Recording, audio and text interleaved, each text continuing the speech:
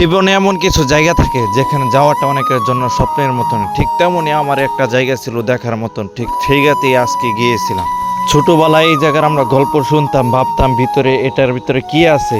আজকে আমি ঠিক সেই জায়গাতেই গিয়েছি। আপনারা অনেকে ভাবতেছেন সেই জায়গাটা কোন জায়গা, তাহলে আমি এখনই বলতেছি সেই জায়গাটা কোন জায়গা, তাহলে পরবর্তীতে বুঝতে পারবেন। তো এই জায়গাটা হলো ময়মনসিংহের গফরগাঁও উপজেলার একটা স্থান। আমরা এলাকার মানুষের কাছ থেকে জেনে শুনতে পেলাম যে এটা হলো গফরগাঁও উপজেলার সাবেক এমপির জুলাই অভ্যুত্থানের সময় এই বাসাটা আগুন জ্বালিয়ে পুড়ায় দেওয়া হয় এবং এই বাসাটা ভেঙে দেওয়া হয়। তো এখন দেখাবো বর্তমান পরিস্থিতি কি এই বাসা। তো আমরা শুরু থেকে আপনাদেরকে এখন বলতে, এটা হলো রাস্তার পাশে প্রথম গেট। এই গেটটা এখন বর্তমানে ভাঙা। আমরা ভিতরে ঢোকার পরে আমাদের চোখের সামনে পড়লো যে অনেক পোলাপান মাঠের ভিতরে খেলাধুলা করতো। যে সময় ক্ষমতা ছিল সেই সময় এখানে আড্ডা মারা হতো, আজকে এখানে খেলার মাঠ হয়ে গেছে। আর আমরা কিছু দূর যাওয়ার পরে দেখি আরেকটা গেট, এই গেটটা ভেঙে চুরমার হয়ে গেছে। আমরা আরো কিছু দূর যাওয়ার পরে দেখলাম একটা রুমের ভিতরে দুইটা গাড়ি পুরো সারকার হয়ে গেছে। এর মধ্যে একটা মনে হয় সরকারি। এই গাড়িগুলো পড়ছে, এটা কিন্তু আমাদেরই সম্পদ।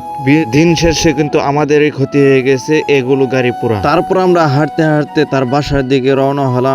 আর বাসার ভিতরে যাইতেই দেখি অনেক কাজকুজ ভাঙা পড়ে রয়েছে। বর্তমানে বাসার অবস্থা খুব ভয়ানক। বাসার সবকিছু ভেঙে চুরে চুরমার হয়ে গেছে এবং আগুন লাগার কারণে অনেক কিছু পুড়েও গিয়েছে।